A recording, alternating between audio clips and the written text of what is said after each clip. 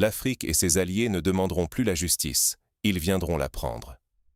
Ce cri, lancé au cœur même de l'ONU, a électrisé la planète diplomatique. En quelques mots, Lula da Silva, le président du Brésil, vient de frapper là où ça fait mal, aux côtés d'Ibrahim Traoré, le jeune leader du Burkina Faso. Imaginez la scène. Face à Washington, Paris, Londres, les architectes d'un ordre mondial vieux de 5 siècles, 2 voix s'élèvent pour exiger la restitution des richesses volées à l'Afrique, de l'or, du diamant, jusqu'au lithium et aux terres rares qui façonneront l'économie de demain. Mais ce n'est pas seulement un discours, c'est un séisme. Un affront direct au système qui, génération après génération, a pillé le continent africain tout en prêchant la démocratie et les droits humains, tout en fermant les yeux sur les chaînes économiques qui étouffent encore aujourd'hui. Pour la première fois, la diaspora africaine, de Salvador de Bahia au quartier de New York, se sent défendue, portée par une alliance qui ne quémande plus la justice. Elle l'impose sur la scène internationale. Lula n'y est pas allé par 4 chemins. Ils ont pris tout ce qu'ils pouvaient, l'or, l'argent, les diamants, et aujourd'hui, ils reviennent, affamés de lithium, de cobalt, de minerais rares, pour alimenter leur transition verte. L'Afrique et l'Amérique latine ne seront plus des entrepôts de ressources. Si vous voulez nos richesses, venez en égaux, pas en maîtres. Dans la salle, un silence de plomb. Dans les backrooms de Washington, Paris, Londres, c'est la panique. Car la réalité, c'est que si le Brésil et l'Afrique s'unissent, tout l'équilibre du commerce mondial vacille. Et il y a plus. Lula expose, devant le monde entier, l'hypocrisie des grandes puissances, celles qui imposent des sanctions à Cuba ou au Venezuela au nom de la démocratie, mais ferment les yeux sur le pillage économique, maintenant l'Afrique en servitude moderne par la dette et l'extraction. Ce coup de tonnerre résonne jusqu'au Sahel, où Ibrahim Traoré, surnommé le lion de Ouagadougou, refuse chaque jour de céder sa dignité pour quelques aides déguisées en cadeaux. Pour les millions d'Aminata, de Jean-Baptiste, pour ses mères, ses grands-pères d'Afrique et de la diaspora, c'est un espoir immense, voir que, pour la première fois, leur combat est porté au sommet de l'ordre mondial. Que la question n'est plus de savoir si l'Afrique peut se relever, mais quand et comment elle imposera les nouvelles règles du jeu. Car ce qui se joue ici, c'est bien plus que la restitution des richesses. C'est la souveraineté, la dignité, le droit, pour chaque nation, de bâtir son avenir sans chaîne. Soit on reste prisonnier du passé, soit on saisit la chance, ici et maintenant, de participer à la plus vaste reconquête de notre humanité. Mais pourquoi ce moment précis fait-il trembler l'Occident? Pourquoi cette alliance inédite bouscule-t-elle jusqu'aux fondations du système international? Pour comprendre la portée de cette révolution, plongeons ensemble dans ses racines, ses enjeux et le contexte historique qui la rend possible. Depuis l'or volé jusqu'au lithium stratégique, comment l'histoire se répète-t-elle en 2025? Pourquoi, après des siècles de domination, les ressources africaines continuent-elles d'alimenter des empires lointains, laissant sur place la misère et des promesses brisées? Pour comprendre le choc du réveil actuel, il faut d'abord regarder en face cette histoire qui refuse de passer. Pendant des siècles, l'Afrique a été le coffre-fort du monde, de l'or du Ghana, des diamants du Congo, de l'argent, de l'ivoire, du caoutchouc, chaque ressource précieuse, arrachée à la terre, expédiée vers l'Europe ou l'Amérique, a construit les fortunes de Londres, Paris, Bruxelles, New York. Mais derrière les façades de marbre et les avenues brillantes, il y a un secret inavoué. Cette prospérité a été payée par le sang et la sueur de millions de vies africaines. Aujourd'hui, l'histoire semble se répéter avec des visages différents, mais des mécanismes identiques. Le lithium, le cobalt, les terres rares, désormais, ce sont les batteries de nos téléphones et les voitures électriques du futur qui dépendent des sous-sols africains. Mais pour Aminata, mère burkinabé, cette transition énergétique mondiale n'a rien d'une promesse de progrès. Comment puis-je m'inquiéter de l'empreinte carbone mondiale, alors que mes enfants ont faim parce que la richesse de notre sol part construire des voitures en Europe? Son histoire n'est pas unique. C'est le quotidien de millions de familles qui voient passer, sous leurs pieds, le train de la richesse sans jamais pouvoir y monter. Ce n'est pas la fatalité. C'est une histoire écrite à l'encre amère de la dépossession, et la diaspora africaine en a longtemps porté les cicatrices. Prenez Haïti. Première république noire indépendante, née de la révolte contre l'ordre esclavagiste. En 1804, lorsque les ancêtres d'Haïti brisent leurs chaînes et défient l'empire de Napoléon, ils ne gagnent pas seulement une bataille. Ils prouvent que la dignité humaine n'a pas de couleur, que le droit d'exister n'a pas de prix. Mais le monde n'a jamais pardonné cette victoire. Haïti a payé pour son insoumission. Littéralement, une rançon colossale exigée par la France, un embargo, des siècles d'asphyxie économique. Pendant que d'autres pays bâtissaient des universités, Haïti saignait sa jeunesse pour rembourser ses anciens maîtres. Jean-Baptiste, aujourd'hui grand-père à Port-au-Prince, se souvient des récits de son propre aïeul. Indépendance, oui. Mais à quel prix? Il a passé sa vie à voir ses enfants se battre dans une terre riche en esprit, mais étouffée par le sabotage et la dette. Son histoire est celle d'un peuple qu'on a puni non pour son échec, mais pour l'audace de sa réussite. Et cette punition, elle continue, sous d'autres habits. Depuis les blocus navals contre Haïti jusqu'aux dettes du FMI et aux sanctions contre les pays africains qui osent réclamer leur souveraineté sur leur sous-sol, le mécanisme n'a fait que changer de costume. Burkina Faso, aujourd'hui, subit la même pression qu'Haïti hier. Exiger que les richesses du pays profitent enfin à son peuple? C'est risquer le chantage, l'isolement, la répression. Mais cette fois-ci, quelque chose a changé. D'un côté de l'Atlantique, Lula da Silva, figure du Brésil, immense nation du Sud, lève la voix. De l'autre, Ibrahim Traoré, jeune capitaine burkinabé, incarne ce refus de plier. Ensemble, ils ne demandent plus la justice. Ils la prennent, sur le terrain, et dans les couloirs feutrés des Nations Unies. Ce mouvement n'appartient pas qu'aux dirigeants, c'est aussi celui de la diaspora, de Paris à New York. Sarah, professeure d'économie à Manhattan, marche chaque matin dans les rues étincelantes du Financial District, consciente que la prospérité qui l'entoure a été construite sur la traite, sur les richesses arrachées à l'Afrique. Elle ressent ce poids invisible, ce malaise profond. Elle sait que les flux de capitaux, les taux d'intérêt, les accords de commerce qui perpétuent l'inégalité aujourd'hui sont les héritiers directs des chaînes et des fouets d'hier. Ignorer cette histoire, c'est rester prisonnier d'une architecture invisible mais implacable. Un système qui considère encore que la dignité de certains peut être sacrifiée au profit du confort des autres. C'est accepter que nos enfants héritent d'un monde où la pauvreté de l'Afrique n'est pas un accident, mais une conséquence logique d'un pillage méthodique. Si l'on ne regarde pas ce passé en face, on s'expose à voir l'oppression ressurgir, chaque fois plus sophistiquée, chaque fois plus difficile à dénoncer. Au fond, ce n'est pas seulement une question d'histoire, c'est un enjeu d'avenir. L'économie mondiale s'apprête à basculer vers l'énergie verte, et l'Afrique, encore une fois, se retrouve au centre du jeu. La question est simple. Cette transition sera-t-elle, comme les précédentes, un nouvel épisode de pillage ou le début d'une ère de dignité retrouvée?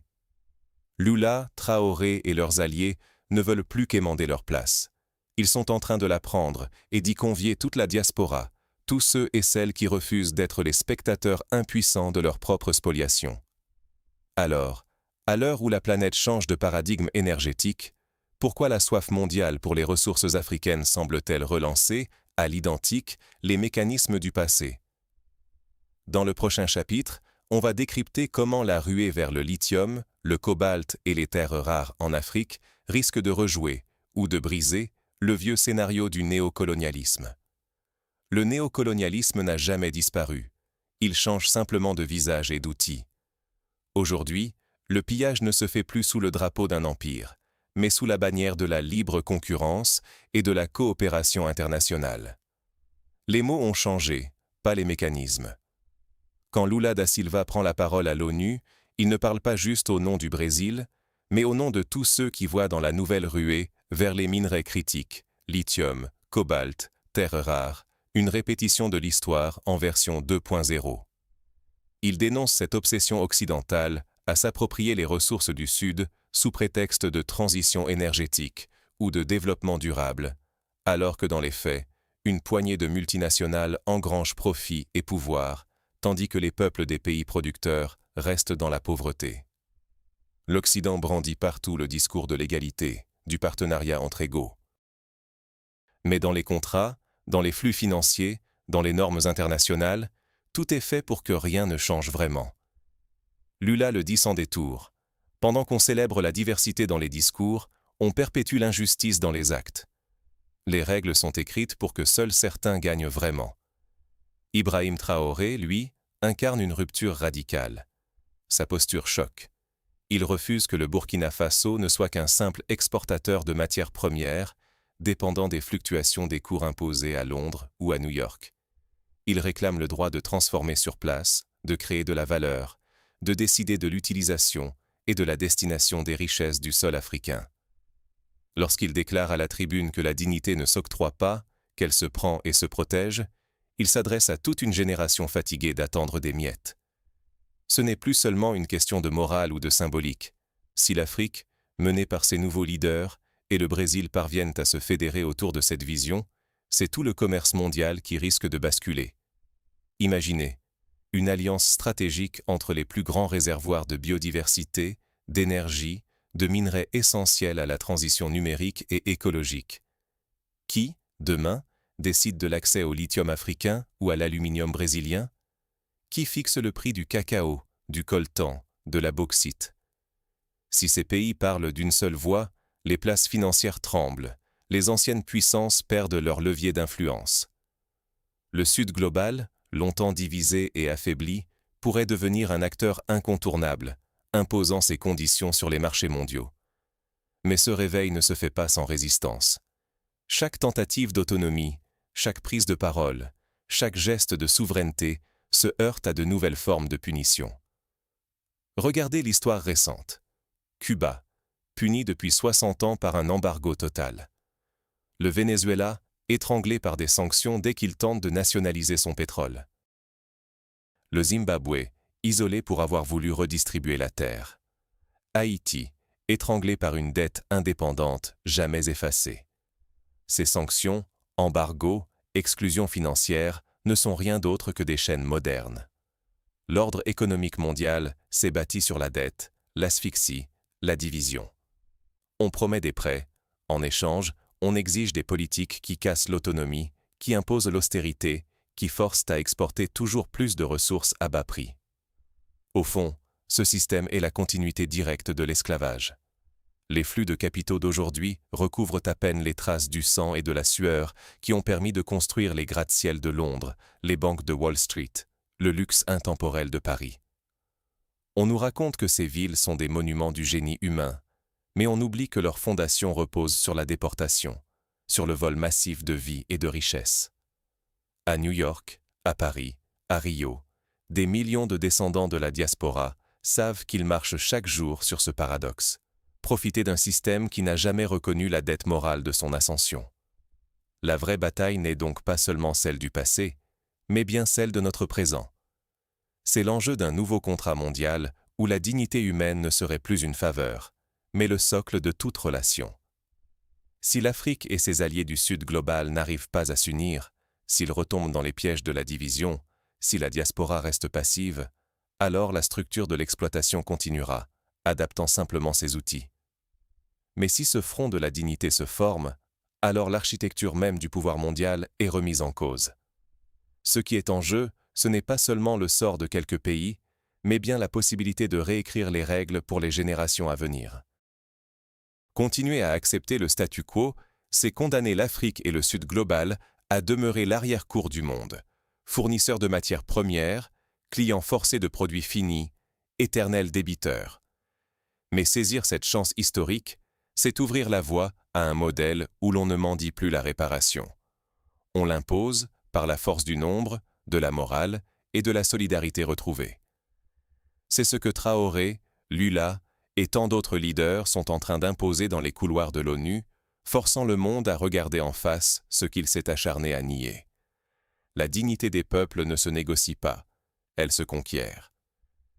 Mais quelle est la portée réelle de cette alliance, et jusqu'où peut-elle aller? Quand l'histoire des victimes devient la feuille de route de la résistance, tout change.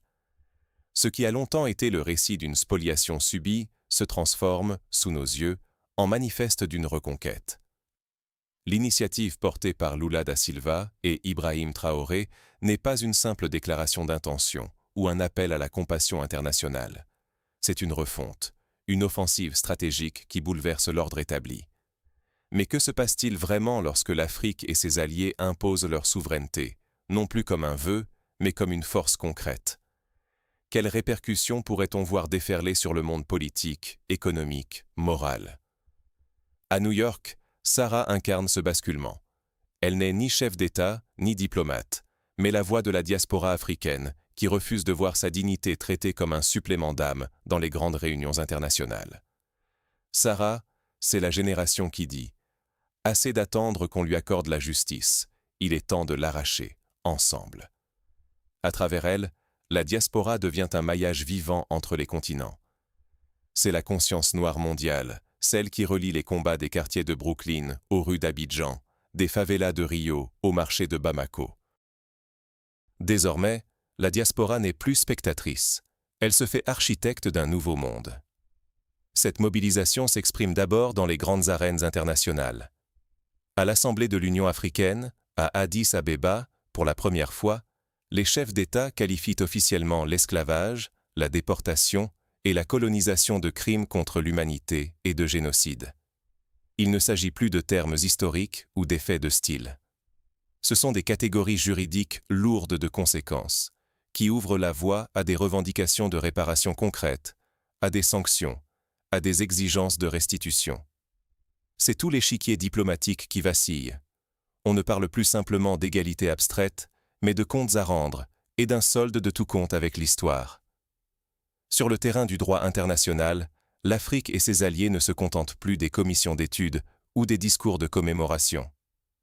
La demande désormais, c'est la création d'un tribunal international sur la justice réparatrice. Un espace où les crimes de la colonisation et du racisme systémique pourront être jugés, chiffrés, reconnus, et où des mesures contraignantes pourront être exigées aux anciennes puissances coloniales. Inimaginable, il y a 10 ans à peine. Aujourd'hui, les délégations africaines, appuyées par le Brésil, ont déposé le dossier sur la table de l'ONU. Ce n'est plus un rêve, c'est une feuille de route. Et ce n'est qu'un point de départ. Le Forum permanent des personnes d'ascendance africaine à l'ONU, créé récemment, amorce une dynamique inédite. Pour la première fois, les descendants des victimes prennent la parole comme sujet de droit, et non plus comme objet d'étude. Ils commencent à réécrire les règles de l'inclusion globale. Ce forum, encore jeune, n'en est qu'à ses débuts, mais ses premières recommandations ont déjà ébranlé la diplomatie occidentale. La question n'est plus « faut-il réparer ?», mais « comment ? Combien ? Quand ?» Le mouvement prend de l'ampleur jusque dans les débats mondiaux cruciaux, comme ceux sur le climat. Lors des COP 16 et COP 30, l'Afrique et le Brésil insistent. Il ne saurait y avoir de transition écologique juste sans réparation du pillage des ressources. Comment financer la lutte contre le dérèglement climatique quand les richesses de l'Afrique dorment dans les coffres-forts européens ou américains? La justice économique entre dans les textes fondateurs de la transition verte. Il ne s'agit plus d'aide ou de financement conditionné, mais d'une restitution, factuelle, des biens volés et des profits accumulés. Voilà la rupture. La justice réparatrice comme condition d'une planète vivable pour tous. Ce changement de paradigme déclenche une onde de choc dans les capitales occidentales. Car la restitution et la réparation cessent d'être des exceptions, des gestes de bonne volonté ou de diplomatie symbolique.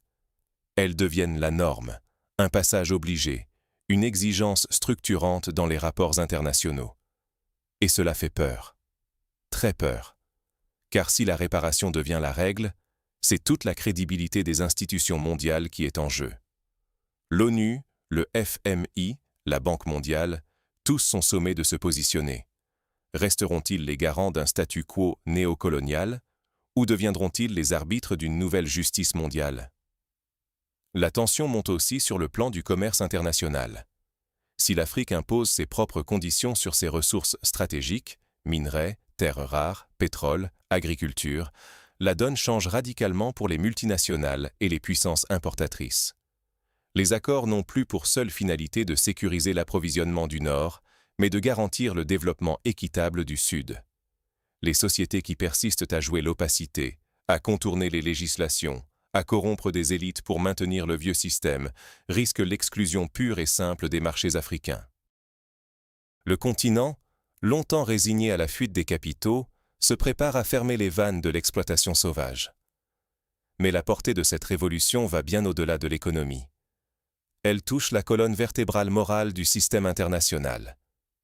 Négocier le retour des œuvres d'art, des ressources ou de la souveraineté, c'est entrer dans une ère où la dignité humaine cesse d'être négociable, où la voix des anciens dominés devient le nouveau baromètre de la démocratie mondiale. Dans ce climat, chaque geste de résistance ou d'affirmation, que ce soit l'expropriation de terres spoliées ou la création d'universités panafricaines, prend une valeur symbolique et politique démultipliée. Mais il y a un autre enjeu, plus intime, que l'on ne mesure pas toujours. La possibilité, pour des millions de personnes comme Sarah à New York ou Kofi à Accra, de se reconnaître enfin dans le récit collectif. Leur combat pour la reconnaissance n'est plus marginalisé. Il devient central. Les enfants de la diaspora, qui grandissaient entre deux mondes, entre souvenirs douloureux et rêves d'avenir, trouvent une place dans un projet de société où leur identité est reconnue, valorisée, célébrée. C'est là que réside peut-être la plus grande conquête. La possibilité, pour chaque individu d'ascendance africaine, de ne plus avoir à choisir entre mémoire et modernité, entre dignité et succès. L'Occident, face à cette lame de fond, est placé devant un dilemme historique. S'adapter, reconnaître l'irréversible, ou s'entêter dans le passé. Mais une chose est certaine, le monde ne pourra plus fonctionner sur les bases d'un système où la vie de certains vaut plus que celle des autres. La stabilité du commerce mondial, la légitimité des institutions, la vitalité même de la démocratie planétaire sont désormais suspendues à la capacité de répondre à ce nouveau contrat moral. Reste une question brûlante. Comment faire passer cette déclaration de principe à des actes réels, sur le sol africain et dans la vie quotidienne de la diaspora? Car c'est là, dans l'épreuve du terrain, que se joue le vrai test de cette nouvelle ère. La révolution passe de la parole aux actes, quand les lions écrivent désormais les règles. Pendant trop longtemps, on a laissé à d'autres le monopole de l'histoire, du pouvoir et surtout de la justice. Mais aujourd'hui, comme on le voit au Burkina Faso avec Ibrahim Traoré, les peuples africains ne se contentent plus d'exiger, ils imposent. Sur le terrain, cela veut dire quoi? Prenons l'exemple du Burkina Faso, ce pays longtemps considéré comme périphérique, soudainement devenu l'un des épicentres du réveil africain. Traoré ne s'est pas contenté de discours enflammés à l'ONU. Il a agi. Il a rompu avec les diktats extérieurs en reprenant le contrôle des ressources minières, en expulsant les sociétés qui exploitaient l'or, le manganèse ou le zinc au détriment du peuple. Fini les contrats léonins. Désormais, l'extraction ne se fait plus aux conditions imposées de l'extérieur, mais selon la volonté souveraine du pays. Ce n'est pas un simple symbole. C'est un signal envoyé à tout le continent et à la diaspora. La dignité ne se quémande pas, elle se conquiert. Ce qui se passe aujourd'hui, c'est que la lutte pour la souveraineté minérale du Burkina Faso inspire, fédère et provoque le respect jusque dans les plus hautes sphères de l'ONU. Là-bas, dans cette arène où le verbe a parfois remplacé l'action, la voix de l'Afrique ne tremble plus. En 2025, lors du sommet de l'Union africaine à Addis-Abeba, les mots ont claqué « esclavage »,« colonisation »,« crime contre l'humanité ». Mais cette fois, pas pour demander la charité ou la compassion, pour exiger réparation, restitution, justice concrète. Les États-Unis, le Brésil, les Caraïbes, toute la diaspora noire mondiale a entendu l'appel. Il ne s'agit plus seulement de mémoire, il s'agit d'avenir. Alors, où agir? Où peser dans cette nouvelle architecture? D'abord, en s'informant, comprendre l'histoire, suivre ce qui se passe à l'ONU, s'intéresser aux initiatives africaines de restitution et de développement. Investir, soutenir les projets économiques, culturels, éducatifs portés par la diaspora et les sociétés africaines, c'est participer activement à ce mouvement. Chaque don, chaque partage d'informations, chaque choix de consommation peut être un acte de résistance. Il y a aujourd'hui des plateformes d'investissement dédiées, des coopératives, des fonds de soutien à la souveraineté économique africaine. Ce sont des leviers concrets à portée de main. Mais ce combat, il ne s'apprend pas seulement dans les livres ou sur les réseaux sociaux. Il s'inspire aussi des leçons du terrain. Regardons la Namibie, par exemple. Là-bas, la mémoire de l'apartheid, du massacre de Sharpeville, reste vive chez des témoins comme Johannes, ce Namibien de 72 ans, qui chaque année repense aux années de lutte et à la transition arrachée sous la surveillance de l'ONU. L'indépendance n'a pas été offerte, elle a été gagnée de haute lutte. Et la Namibie, lors de ses interventions à l'ONU, ne cesse de rappeler que la liberté ne vient pas d'un geste magnanime des anciennes puissances, mais de la détermination à ne plus jamais courber l'échine. Même le Zimbabwe, aujourd'hui trop souvent caricaturé à travers la crise ou les sanctions, offre une leçon précieuse. Là-bas, le choix de récupérer les terres spoliées a déclenché une vague de sanctions écrasantes de la part de ceux qui réclament la démocratie, tout en punissant l'émancipation. Mais derrière ces sanctions, il y a une vérité. Chaque mesure de rétorsion prouve que l'exigence de justice dérange, qu'elle fait peur. À l'ONU, les représentants du Zimbabwe ont rappelé que le racisme n'a pas disparu. Il a muté en sanctions économiques, en exclusion du système financier international. Mais, et c'est là l'enseignement, la résistance persiste. La solidarité entre les peuples, le refus de se soumettre, la capacité à s'entraider, voilà ce qui a permis à la Namibie et au Zimbabwe de survivre et de tenir tête. Pour nous tous, le message est limpide. La justice mondiale n'est pas accordée, elle se construit dans l'action collective. C'est aussi ce que porte la future décennie internationale pour les personnes d'ascendance africaine annoncée à l'ONU.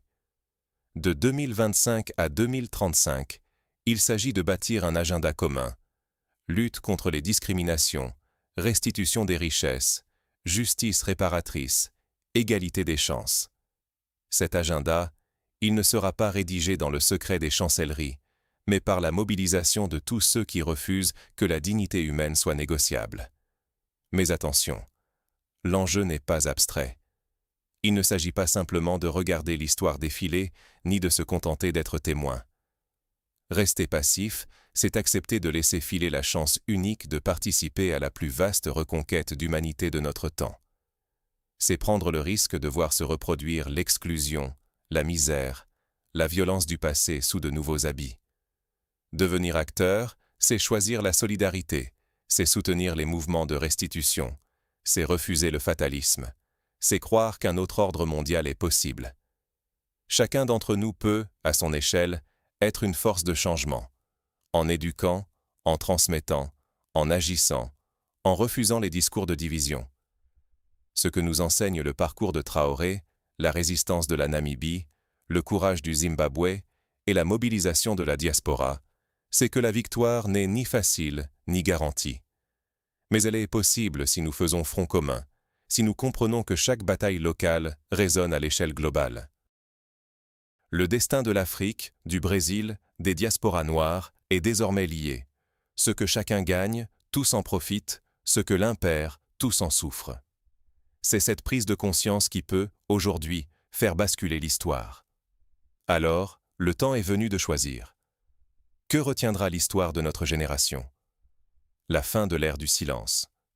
Maintenant, chaque voix compte dans la restitution de l'humanité.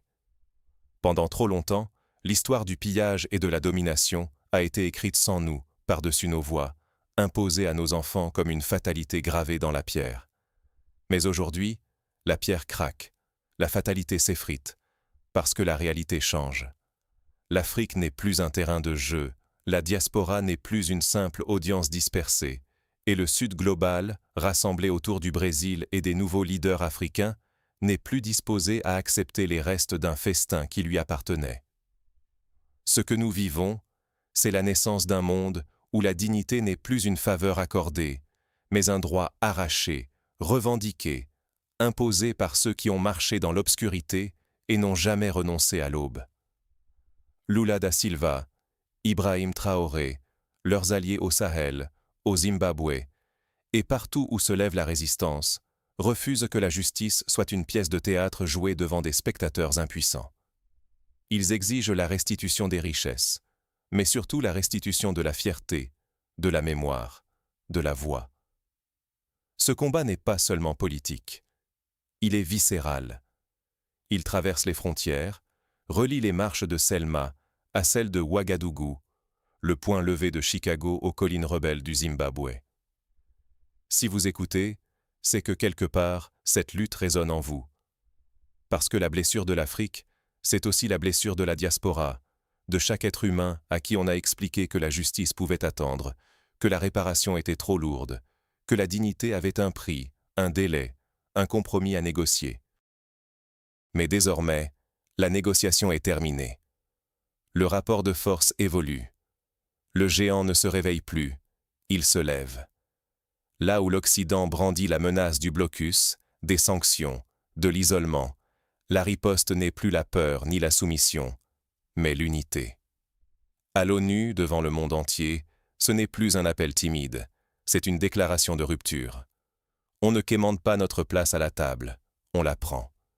On ne demande plus qu'on nous rende la justice, on la construit, pièce par pièce, institution par institution, génération après génération.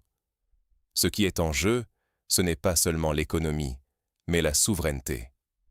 Pas seulement les ressources, mais l'âme. L'alternative est claire. Rester prisonnier d'un système bâti sur l'injustice ou participer à la plus grande reconquête d'humanité de notre siècle. Nous avons devant nous un choix radical, sans zone grise. Être du bon côté de l'histoire ou rester, même involontairement, complice du statu quo. Comprenez bien, chaque silence, chaque indifférence, chaque excuse de plus, c'est un fil que l'on ajoute à la tunique de l'humiliation. Mais chaque mot, chaque engagement, chaque acte de solidarité, c'est une couture de plus sur le grand quilt de la dignité humaine. L'Occident observe, inquiet, la solidarité du Sahel, le réveil de l'Afrique australe, la main tendue du Brésil. Car la peur n'est plus du côté des opprimés. Elle a changé de camp. Le vieux jeu de la division ne fonctionne plus. La mosaïque reprend forme. Aux Nations Unies, dans les rues, dans les villages, dans les mégapoles, une vérité émerge, plus forte que n'importe quelle armée, plus durable que n'importe quel embargo. La justice n'est pas un don que l'on reçoit. C'est un héritage qu'on protège. Les martyrs de Charpeville, les héros de Saint-Domingue, les millions d'anonymes qui ont résisté dans la nuit coloniale portent aujourd'hui nos pas. À l'approche du 25e anniversaire de la déclaration de Durban, c'est un tournant que nous vivons. Le monde peut continuer à recycler l'exclusion, ou il peut écouter, enfin, les peuples qui ont survécu à l'indicible. La victoire n'est pas une utopie. Elle est la somme de nos refus, de nos mémoires partagées, de nos engagements à lutter pour que jamais la faim d'un enfant ne soit la monnaie d'échange du luxe d'un autre. Regardez autour de vous. Ce qui naît, ce n'est pas seulement une alliance politique, mais une révolution morale. Si le Brésil et l'Afrique se donnent la main, si la diaspora reprend la parole, si chaque continent blessé ose réclamer justice, alors c'est l'ordre du monde qui vacille. Ce n'est pas un appel à la vengeance, c'est une promesse de réparation, de réconciliation, de renaissance. Ce moment, nos ancêtres l'ont rêvé dans le silence des cales et des mines, dans la poussière des plantations et le vacarme des soulèvements. Aujourd'hui, ils sont le vent dans notre dos. La mémoire des anciens n'est pas une chaîne. C'est un souffle qui pousse l'arc de l'univers moral vers la justice. Le géant africain n'est plus un mythe, il est debout, et il regarde le monde sans baisser les yeux. Alors, que faire? Rester spectateur ou rejoindre la marche? Il ne s'agit plus d'attendre un miracle venu d'en haut. La puissance, aujourd'hui, est entre nos mains, dans chaque parole, chaque partage, chaque engagement. Si cette vision résonne en vous, ne la gardez pas pour vous. Abonnez-vous, partagez cette vidéo avec chaque frère, chaque sœur qui cherche la vérité. Que votre voix s'ajoute au cœur immense de celles qui refusent de laisser les murs de l'hypocrisie tenir plus longtemps. Et surtout, faisons de ce moment un acte concret de ralliement. Dans les commentaires, tapez le mot « reconquis » suivi de votre ville et d'un message d'espoir, une prière pour nos leaders ou une vision de ce à quoi ressemble la justice pour vous. Montrons au monde la carte immense de notre résistance, de Paris à Bamako, de Rio à Kinshasa, de New York à Ouagadougou. N'oubliez jamais que la dignité n'est pas négociable. Elle est notre étoile, notre héritage, notre horizon. Aujourd'hui, c'est à nous d'écrire la suite. L'ère du silence est terminée. L'ère de la grande reconquête vient de commencer. Que Dieu bénisse l'Afrique, la diaspora, et que les ancêtres guident chacun de nos pas.